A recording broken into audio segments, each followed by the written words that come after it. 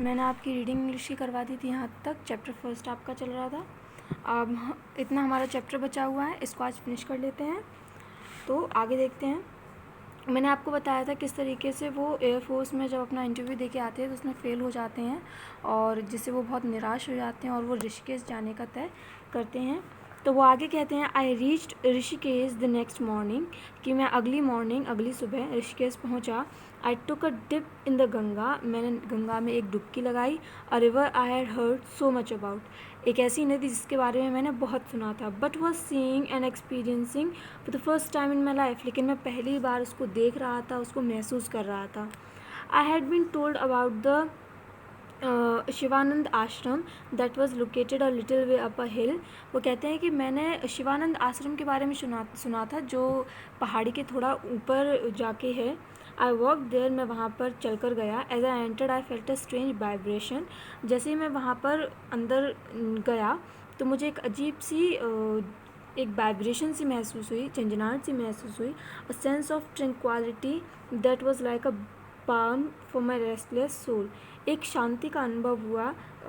एक आप कह सकते हैं कि खुशी का अनुभव हुआ एक तरीके से मुझे, जो मेरी सोल को, मेरी आत्मा को, जिसने मुझे शांति पहुंचाई। I was granted an audience with Swami Shivanand himself, मैं स्वामी शिवानंद से वहाँ पर मिला।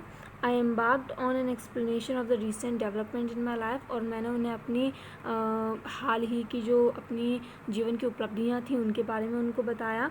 ही लिसन कामली, उन्होंने मेरी बातों को आराम से सुना। And his next word was some of the most profound I had ever heard, और उनके अगले जो कुछ शब्द थे वो कुछ ऐसे शब्द थे जो मैंने कभी पहले नहीं सुने थे। वो ऐसे शब्द थे जिनमें प्रोफाउंड मतलब था ज्ञान भरा हुआ था, ठीक है, ज्ञान से भरे हुए थे।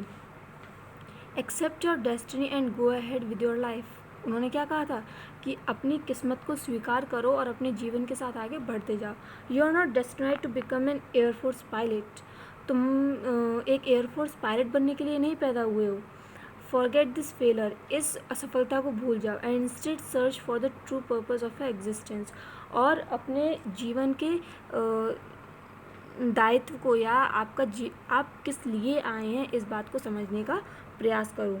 That lesson made deep impression on my mind, उनकी इन बातों ने मेरे दिमाग पर एक गहरा असर छोड़ा। Truly why fight against destiny, वो कहते सच में आखिरकार हम अपनी किस्मत से क्यों लड़े। दिस फेलियर, ये जो असफलता है, I was sure was part of a large plan that God had for me, ये जो मेरी असफलता है वो भगवान के द्वारा बनाई गई उस योजना का एक भाग है जो उसने मेरे लिए बनाई है। I ruminated long about this as I went back to Delhi, मैंने इसमें काफ़ी गहराई से इस पर विचार किया जब मैं दिल्ली वापस जा रहा था। There I found that I had been accepted as senior scientific assistant at DTD&P, और वहाँ पर जाकर मुझे पता चलता है कि मैं जो हूँ DTD&P में सिलेक्ट हो गया हूँ। I give up my dream of making a career out of flying, वो कहते हैं कि मैंने अपना ये जो सपना था कि मैं फ्लाइंग में, एयरक्राफ्ट में कुछ फ्यूचर बनाऊँगा, वो मैंने छोड़ दिया। I understood now that there were plenty of other work to be done, अब मुझे ये समझ में आ गया था कि यहाँ पे बहुत से और भी कार्य हैं जो मुझे करने हैं।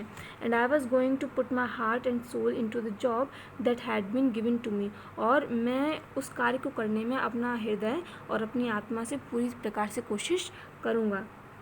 इन दिस वे, और इस तरीके से I start my work life, मैंने अपना जीवन का कार्य, मैंने जो वर्क लाइफ थी मेरी, जो मेरे काम करने का जीवन था, वो शुरू हुआ।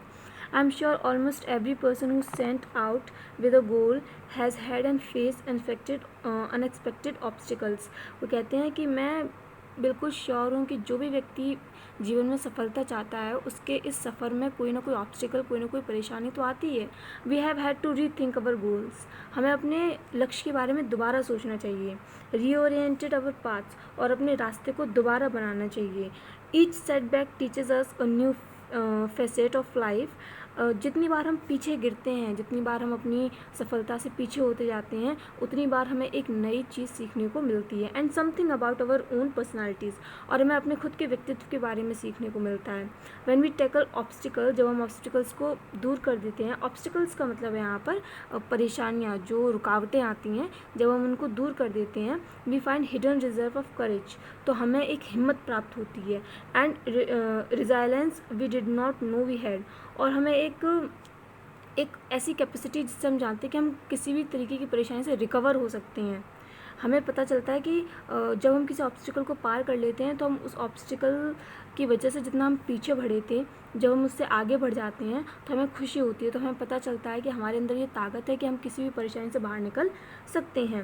And it is when we are faced with failure, और जब हम कभी फेलियर का सामना करते हैं, डू वी रियलाइज़, क्या हम ये सोचते हैं that these resources were always there within us, कि जो शक्ति हमारे अंदर है उन फेलियर को दूर करने की, अगर हम उन फेलियर से आगे नहीं बढ़ेंगे, उनको पछाड़ कर आगे नहीं बढ़ेंगे, तो हम कभी भी अपने अंदर की शक्ति को नहीं जान पाएंगे।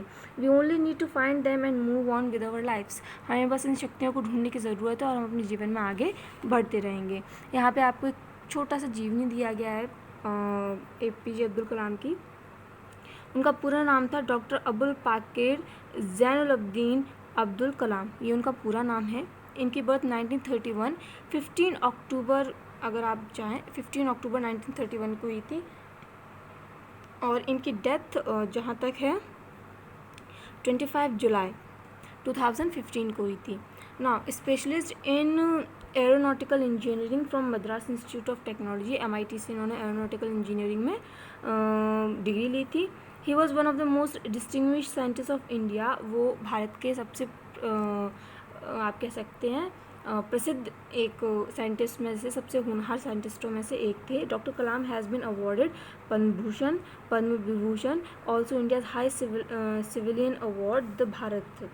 ठीक है, तो उनको पद्म भूषण भी मिला है, पद्म विभूषण भी मिला है, और उनको सिविल जो सबसे बड़ा अवार्ड है भारत रत्न, उस वह भी मिला है। साथ ही साथ doctor Kalam became the 11th president of India on 25 जुलाई 2002 से 2007 तक वो इंडिया के 11वें राष्ट्रपति रहे। ठीक है, तो यहाँ पे आपका ये चैप्टर फिनिश हो गया। अब नेक्स्ट डे से मैं आपको ये करवाऊँगी, तो अपनी बुक्स आप लोग ले लीजिए, और नेक्स्ट डे से मैं आपकी एक्सरसाइज करवाना स्टार्ट करवाऊँगी। ठीक है।